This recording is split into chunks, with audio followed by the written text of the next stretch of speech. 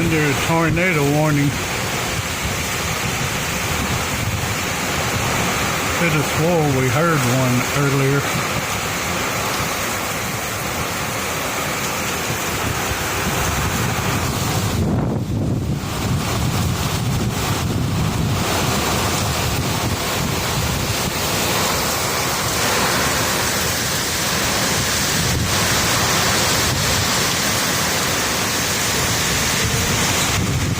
I don't know, but the wind's getting worse.